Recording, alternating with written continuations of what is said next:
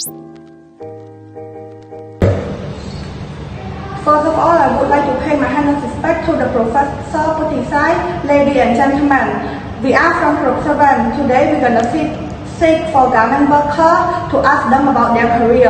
First, let's introduce our member. My name is Wan Sinet. My name is Hanin. My name is Chang Zulin. My name is Jay Lang. And there are two more members. They are Swansonaran and Srenyu.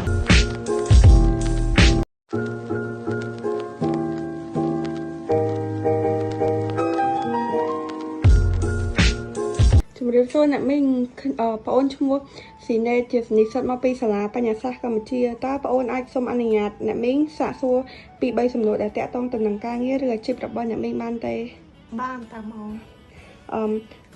តើបងអូនអាចសួរពីចំណាប់អារម្មណ៍អ្នកមីងបានទេថាតើមានមូលហេតុអ្វីខ្លះដែលជំរុញឲ្យអ្នកមីងមកសម្រេចចិត្តមកធ្វើការងារមួយនេះមកវិជ្ជាភាពគ្រួសារ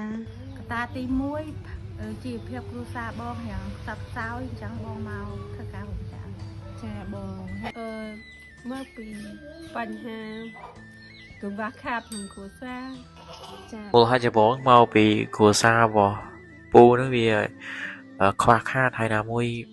វាពិបាកណាស់ក្មួយអើយបើ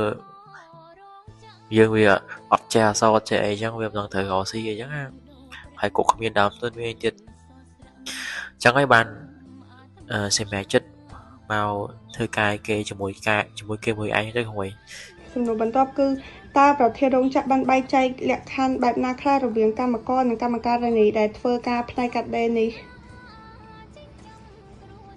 អត់បែងចែកអីទេបងអូនគ្រាន់តែនិយាយរួមយើងដេរហ្នឹងអត់មានបែងចែកអីគ្រាន់គេដេរយើងដាក់កំណត់គេដាក់កំណត់ប៉ុន្មានយើងខំប្រឹងប្រែងដេរហើយបានកំណត់គេអញ្ចឹងទៅអត់មានដាក់កម្រិតអីអត់មានកម្រិតអីហើយដូចប្រាក់ខែបានស្មើគ្នាយើងថែមមកច្រើនបានច្រើនថែមមកតិចបានតិចអញ្ចឹងណាបងក្នុងករណីនៅពេលដែលស្ត្រីមានផ្ទៃពោះតើពួកគាត់ទទួលបានអ្វីខ្លះសម្រាប់ការលើកទឹកចិត្តដែលស្ត្រីមានផ្ទៃពោះដូចមានលុយលើកទឹកចិត្តលុយព្រីមលុយអីចឹងហើយលុយពេលយើងសម្រាលកូនគេមានលុយកូនឲ្យយើងទៀតចឹងណាបងលុយចាំកូនលុយទឹកដោះកូនអីចឹងក្រុមហ៊ុនគេនេះចេញឲ្យមួយគាត់មានពេលចេញមុនម៉ោងហូបបាយ20នាទីចាបងទី2ពេលងាយគាត់ចេញបាន20នាទីទៀតចាហើយដល់ពេលគាត់សម្រាលកូនគាត់មានសិទ្ធិ3ខែហើយនឹងខាងអាយុក្រុមហ៊ុនគេមានសិទ្ធិផ្ដល់ប្រាក់សម្រាប់អ្នកពោះធំគឺឡើងធ្វើការអ្នកពោះធំមានអត្តភាព